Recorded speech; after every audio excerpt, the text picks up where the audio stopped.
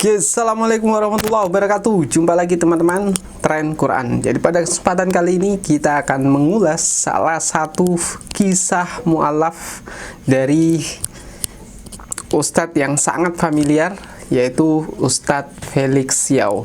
Jadi mungkin teman-teman sudah mendengarkan kisahnya di berbagai podcast, tapi kisah yang satu ini urutannya mulai dari awal, dari dia di Palembang sampai kemudian sampai kemudian dia kuliah dan bertemu seorang yang bernama Samsul, lalu kemudian bertemu dengan Ustadz Fatih Karim, dan dari situlah kemudian ia memutuskan menjadi seorang mu'alaf.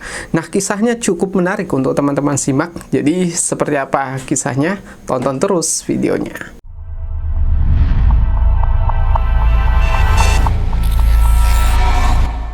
Dari perjalanan kisah mu'alaf Ustadz Felix Xiao itu sebenarnya dimulai dari ketika dia masih di Palembang, lalu kemudian pindah ke ITB.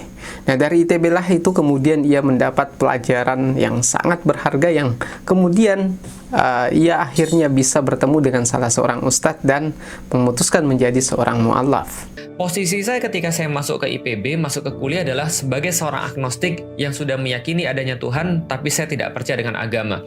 Walaupun saya yakin bahwa pasti ada manual instruction yang diturunkan buat manusia, supaya manusia tuh bisa tahu seperti apa yang diinginkan oleh pencipta itu dan bagaimana memfungsikan dalam tanda kutip manusia ini secara yang paling maksimal.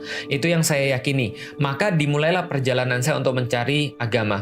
Jadi ada dua poin penting pada penggalan video ini, bahwa Ustadz Felix Xiao itu tidak percaya dengan agama pada waktu itu, tapi dia percaya akan adanya Tuhan dan percaya bahwa Tuhan pasti menurunkan yang namanya manual instruction atau yang kita kenal dengan kitab suci. Sebenarnya perjalanan ini sudah dimulai dari ketika saya masih di Palembang. Saya tertarik dengan ilmu filsafat. Saya tertarik dengan ilmu kebijaksanaan. Saya nyari siapa orang-orang yang bijaksana. Waktu dulu ketika SMP kelas 3, saya masih ingat sekali waktu itu terjadi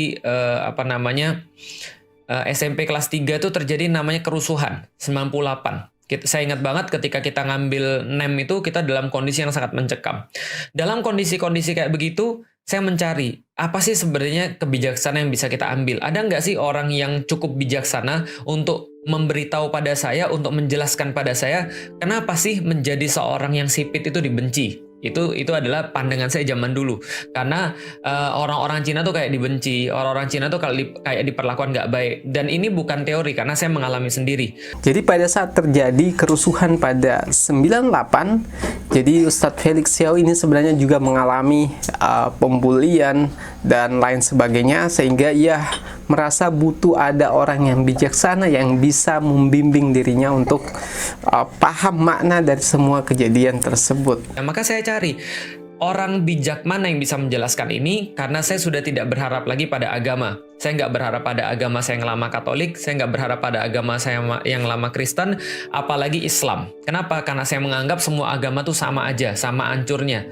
Saya tidak bisa berharap pada agama, karena agama itu terbukti cuma kayak konspirasi aja untuk mengendalikan orang-orang yang banyak oleh orang-orang yang dikit. Itu pendapat saya, walaupun saya meyakini Tuhan itu ada. Singkat cerita, pada saat Ustadz Felix Xiao ini masuk ke IPB, ia kemudian bertemu dengan senior-senior yang muda yang mau mengajarinya agama Islam, dan akhirnya juga bertemu dengan seseorang yang bernama Samsul yang juga teman kuliahnya pada waktu itu. Nah, dari situlah ia mulai mengenal yang namanya Islam dan belajar tentang Islam. Masuk ke IPB, lalu di situ saya menemukan kondisi yang sama sekali berbeda. Kakak-kakak kelas mereka itu dengan sangat senang sekali, dengan sangat bangga sekali, dengan sangat dengan sangat senang hati memberikan pelajaran agama itu tanpa mengharapkan apapun. Itu yang terjadi. Dari situlah kemudian saya bersentuhan dengan Islam. Dan saya dekat dengan satu teman saya ini namanya Samsul. Samsul ini termasuk orang yang berada di kampus pada saat itu. Nah, dari pertemanan Ustadz Felix dengan Samsul ini, akhirnya terjadi satu kejadian yang semua orang tahu, yaitu WTC ditabrak oleh pesawat yang dibajak. Nah, dari situlah kemudian dia berpikir bahwa Islam ini adalah agama yang keras dan lain sebagainya. Lalu kemudian timbullah percakapan antara Samsul dan Ustadz Felix Xiao ini. Nah, Samsul ini kemudian jadi tempat ngobrol saya sampai satu titik di tahun 2001 itu ada satu kejadian fenomenal yang nggak mungkin dilupakan oleh peradaban manusia. WTC ditabrak. Ketika kita ngelihat WTC ditabrak, itu kita langsung, ini bener apa? Ini kayak nonton anime. Dari situ, sebelum beberapa waktu langsung dikatakan oleh George W. Bush pada saat itu pelakunya adalah Al-Qaeda. Pelakunya adalah Muslim. Dari situ kemudian saya merasa sebagai citizen of the world, merasa harus membenci Muslim juga. Harus kemudian merasa bahwa Muslim ini bertanggung jawab terhadap hancurnya WTC. Singkat cerita, Ustadz Felix Xiao yang melihat banyak keadaan-keadaan yang menurut dia belum bisa terjawab, dia berpikir bahwa dia harus menemukan orang bijak. Dia mengajak Samsul untuk ke gunung. Jadi seperti di film-film, jadi bagaimana caranya dia bisa bertemu orang yang bijak. Lalu kemudian si Samsul ini menawarkan bahwa ada ustadz yang bernama Ustadz Fatih Karim yang omongannya bijak dan dia paham soal agama dan juga soal-soal keduniaan. Nah, dari situlah kemudian si Samsul ini berusaha mempertemukan Ustadz Felix Xiao dengan Ustadz Fatih Karim. Sol, punya kenalan nggak? Kita pergi ke gunung yuk. Ngapain pergi ke gunung? Saya pengen cari orang yang bijaksana, yang nggak terkontaminasi dengan kehidupan. Saya mau tanya tentang dia, bagaimana cara dia mengartikan kehidupan ini. Saya mau tanya tentang dia, ngapain manusia di dunia. Saya mau tanya sama dia, dari mana asal manusia dan kemana kita setelah mati. Saya mau untuk menjawab pertanyaan-pertanyaan dalam hidup saya. Kita harus cari orang yang pintar, filsafat, dia bijaksana dan dia nggak ada di perkotaan. Karena saya menganggap orang perkotaan itu semua sudah terkontaminasi. Yang kita harus cari orang bijak yang ada di gunung-gunung kayak di TV-TV itu loh. Lalu kemudian Samsulnya bilang gini, Lik, nggak usah jauh-jauh, Lik. Kalau kamu mau tahu tentang kehidupan, kalau kamu mau tahu tentang jawaban-jawaban tadi, pertanyaan hidup kamu, saya punya guru. Guru saya ini masih muda, tapi omongannya penuh hikmah. Begitu ya? Waduh, ini keren juga. Saya punya guru, saya punya ustadz, masih muda, tapi omongannya penuh hikmah. Siapa? Namanya Fatih Karim. Sampai sekarang orangnya masih ada, masih jadi ustadz saya. Namanya Ustadz Fatih Karim. Kalau di Instagram @fatihkarim. Nah, lalu kemudian ini ada orang masih muda tapi ucapannya penuh hikmah, namanya Fatih Karim.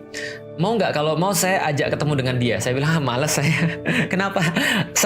Karena pandangan saya, ya ini masalahnya.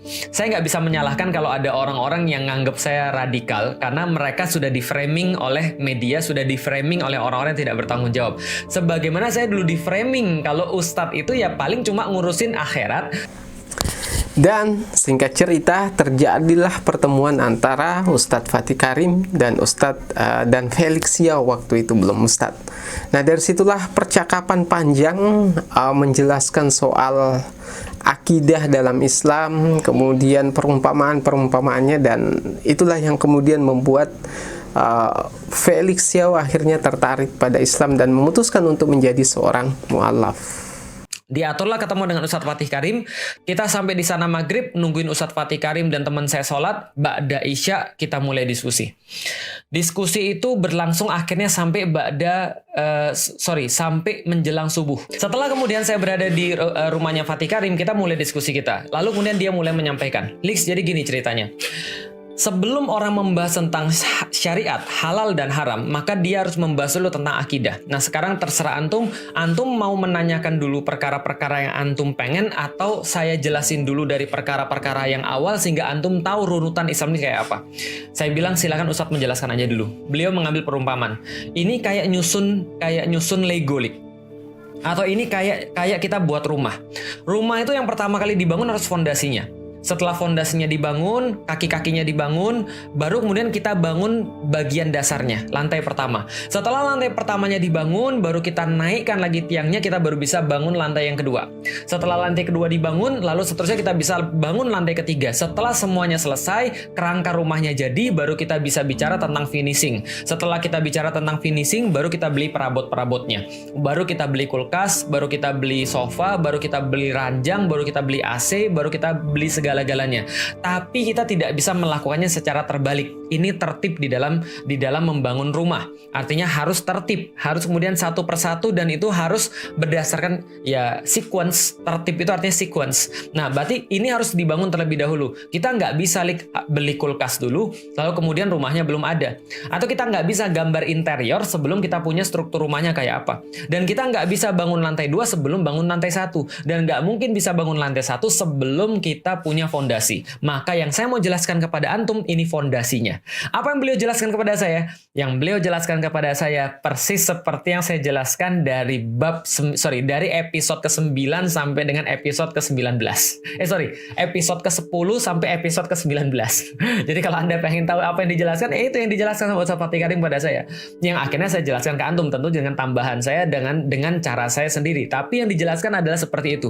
Dari titik itu saya bilang, gila, ini kok bisa sama yang dia jelaskan dengan pengalaman hidup saya. Saya tuh seolah-olah pengen bilang, saya tuh mikir begitu. Oh iya juga ya, oh iya juga ya. Kenapa penjelasannya sama kayak saya? Kenapa penjelasannya adalah bahwa harus dari meyakini Tuhan dulu, harus dari kemudian tidak bisa menolak Tuhan itu ada dulu dan segala macamnya. Sampai pada satu titik saya bilang, saya sudah ngalamin semua itu. Makanya saya bilang sama Ustaz Fatih Karim, saya itu ketika ketemu antum Ustaz, ketika dijelaskan tentang Islam, itu kayak jerami kering kena api. Kebakar semuanya. Jadi seolah-olah apa yang saya ngomong tuh nyambung, apa yang saya pikirin tuh semua nyambung dengan pembicara Ustaz Fatih Karim.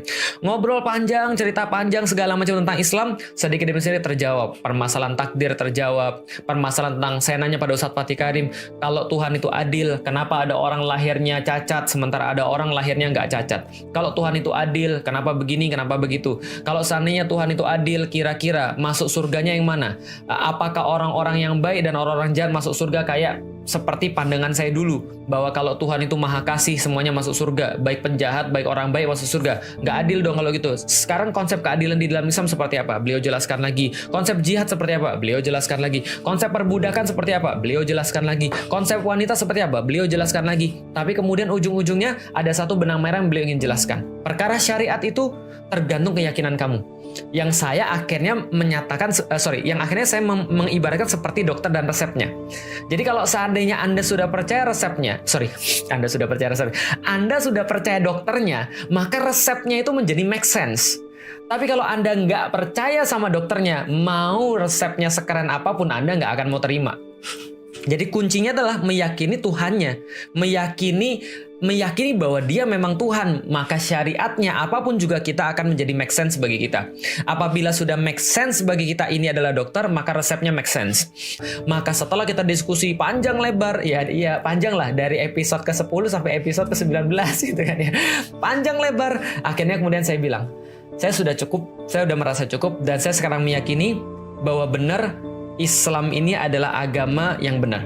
Apa yang membuat saya meyakini? Di antara panjangnya diskusi itu, ada satu diskusi yang benar-benar mengena dan menjadi titik balik saya. Yaitu apa? Diskusi tentang manual instruction. Saya nggak hendak untuk menjelaskan kenapa saya meninggalkan agama saya yang lama. Teman-teman boleh lihat segala macam yang ada, pelajari saja. Karena orang tuh kadang-kadang sensi. Kita menyampaikan tentang sesuatu yang kita rasakan, kita dianggap menghina. Padahal ini adalah sesuatu yang kita rasakan, dan itu boleh-boleh saja sesuatu yang kita rasakan, dan memang faktanya begitu. Salah satu contoh, saya cuma cerita satu contoh aja. Permasalahan terbesar pada seluruh kitab suci selain Islam adalah bahwa kitab sucinya tidak dikasih tahu dengan bahasa apa. Ini problematika yang sangat besar sekali. Dan ketika kemudian mereka dengan bangga mengatakan bahwa ini kitab sudah diterjemahkan begitu banyak bahasa, di saat yang sama itu problemnya menjadi problem yang sangat besar sekali. Di saat yang sama mereka bilang daripada kitab Al-Quran itu kemudian bahasa Arab, dan orang kan nggak semua bisa baca bahasa Arab. Salah besar. Justru itu metode penjagaan yang paling sempurna. Karena itu ditulis dalam bahasa aslinya, dalam bahasa Rasulnya, dalam bahasa kaumnya, dan itu ditulis dalam bahasa yang sangat dikenal di zaman itu, dan ada trace-nya, dan kita bisa tahu kata ini maksudnya apa di masa itu. Kita tahu bahwa kemudian kaum ini memaknai ayat ini dengan cara seperti apa, atau bahasa Arab dengan cara seperti apa. Tapi itu nanti kita bahas. Yang kita bahas adalah itu kitab satu-satunya yang bebas daripada kesalahan linguistik adalah Al-Quran. Nah, dari diskusi panjang antara Ustadz Felix Xiao dengan, atau bukan Ustadz ya waktu itu, jadi diskusi panjang antara Felix Xiao dengan Ustadz Fatih Karim, sehingga Felix Xiao ini bisa mengambil kesimpulan bahwa Islam adalah ajaran atau agama yang benar, karena dari semua agama yang ada saat ini hanya Islam yang bebas dari kesalahan linguistik. Jadi bagaimana bahasa awalnya kitab sucinya itu berada sampai saat ini tetap dengan bahasa yang sama. Kalaupun ada, itu disertai dengan terjemahan. Jadi dari sinilah ia kemudian memutuskan untuk menjadi seorang mu'allaf, karena dia yakin bahwa manual instruction yang diturunkan oleh Tuhan pencipta alam semesta ini adalah ada pada Al-Quran yang bebas dari kesalahan linguistik.